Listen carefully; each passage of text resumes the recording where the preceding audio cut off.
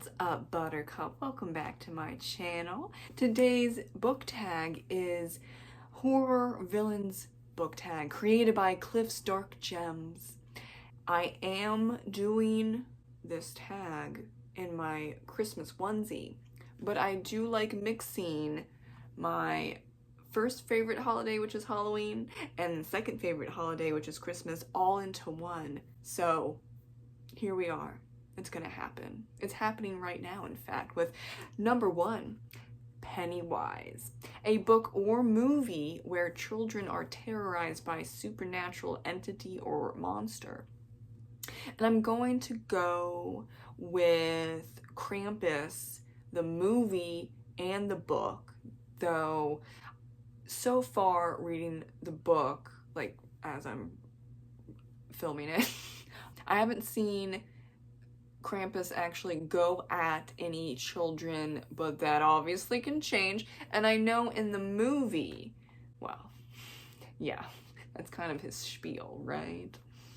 I love Krampus. We need to bring him into the United States and have it be a thing alongside of Santa, because I love Krampus.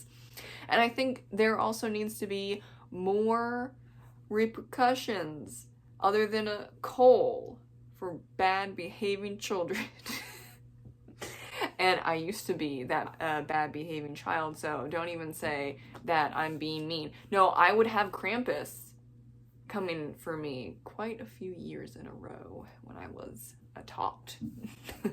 But number 2, Dracula, a book or movie that does something original, different, and deviates from the usual vampire tropes. And I'm gonna drop a bomb here and say Obsidian Murders by me. My vampire is a 500-year-old vampiric detective. His name is Thomas Bloodsworth, and he, well, basically just kind of all the vampires that are rich enough can put on a very, very expensive but magically embedded sunscreen, and then he will itch and he get a little red. He can walk out in the daytime for a couple of hours. He just needs to constantly put on the sunscreen. I just think that shit's hilarious. I crack myself up. Wow. And then he also is not broody, and he doesn't have that whole, oh, I can sense, your feelings, and I can sense your presence, and I need to eat you because I'm a predator. I don't know, whatever. It's old. I'm done with it. That's why I wrote Thomas, who goes by Bloodsworth. He befriends Tessa, the main character, and they become fast friends while solving magical murders. So, of course, I'm gonna drop that in for number 2 as my answer. You can love it or hate it, but I'm going with it. Number 3, Pinhead, a book or movie where a character's sadistic or masochist, and I'm gonna go with the main character who's nameless in Dead Inside by Chandler Morrison. Yes, he is into dead bodies.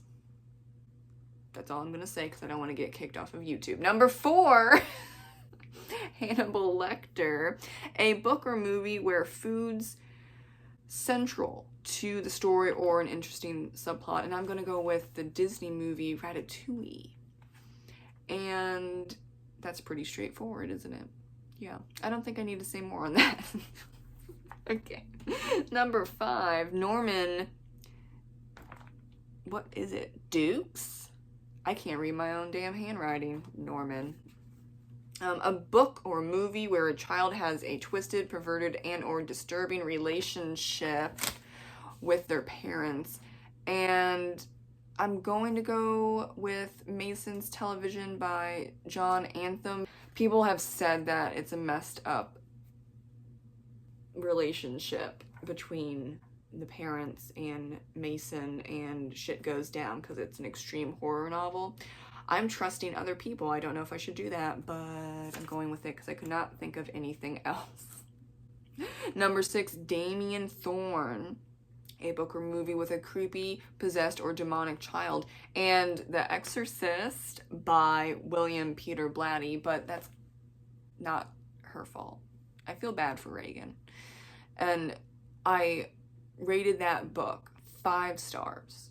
It's an amazing book. It's one of my favorite horror novels. And yeah, William did a fantastic job in that novel because, oh my god. Yeah, that's disturbing, but I really recommend The Exorcist book. I can't handle the movie, but I could handle the book. That's just a me thing. I have some problems with seeing actors going through certain things because, yeah, there's a lot of takes and it's not real, but the human mind doesn't completely understand that it's not real. Film is very new compared to human life or how long we've been around. There's only 2 books that I could not finish, and those are with child predators as the main character, and it's in first-person point of view. So those 2 I couldn't do, but basically everything else I can. Number 7, Mr. Hyde, a book or movie with a character that pretends to be sane or normal, but is in fact pure evil. And I'm going with Ambrosia in Until the Sun by Chandler Morrison. That was a recent read, and I'm doing a book review on that. One of the ones where I can skirt around the problematic stuff that I could get into trouble for in many places and kind of just do a brief summary chit chat because it's not too bad unless you read it. Read it in full. But Ambrosia is, I'm thinking, and I'm pretty sure Patrick and Brian, the 2 people that I read Until the Sun with, they're pretty sure that he is also Satan. So it makes sense, right? Number 8, Jaws.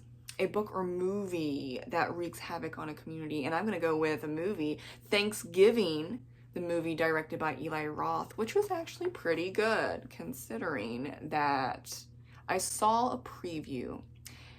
I think it was on YouTube. And I was like, interesting. Are we okay? But I wasn't going to see it in the movie theater. However, my friend and I, we were going to see the Hunger Games prequel, and then we get there and it's sold out, and we were like, oh shit, okay.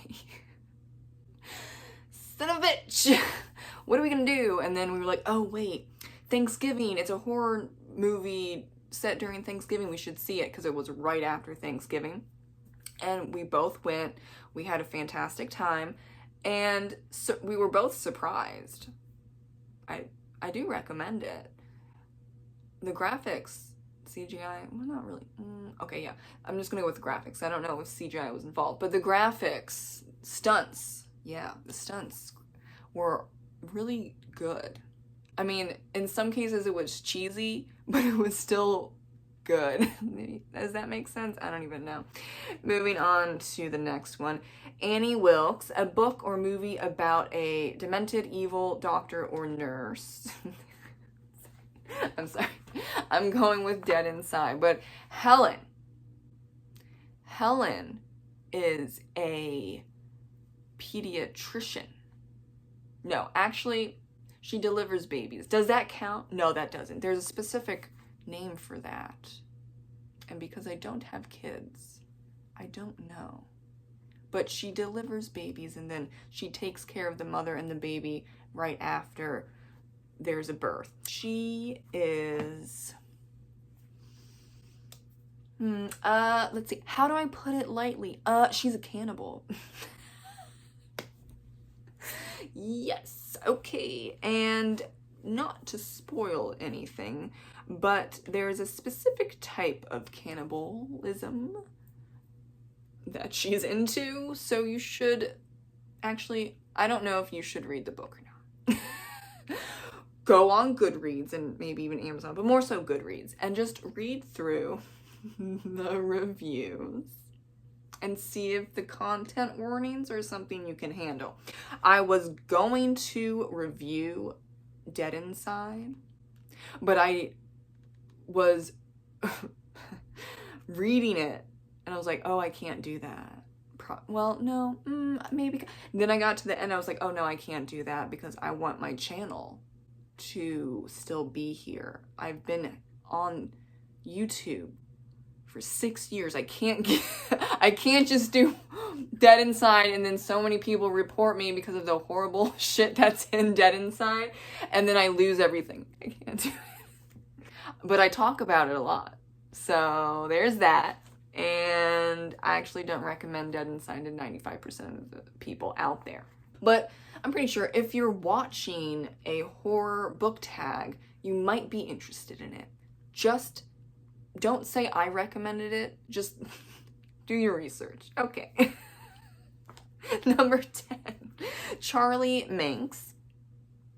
A book or movie where a character has the power to transform people into some other version of themselves. I had to think about this deeply. And I'm gonna go with The Witches by Roald Dahl. That R gets me every time. And I think really only because the main character is turned into a mouse. Does that count? I hope it counts, or else I didn't answer the question correctly, sorry. But I'm gonna go with that, because he still can talk, like, which is interesting. He still talks like a normal human, but he's in the mouse form, so I'm gonna go with that. Thank you so much for watching. I don't have anyone that I can tag because Cliff and I have very many mutual friends and he tagged all of them. So if you want to do the tag and I haven't tagged you, do it. Do it. Please. It's okay if you don't though. Thank you so much for watching and have a great rest of your day. Ta-ta for now.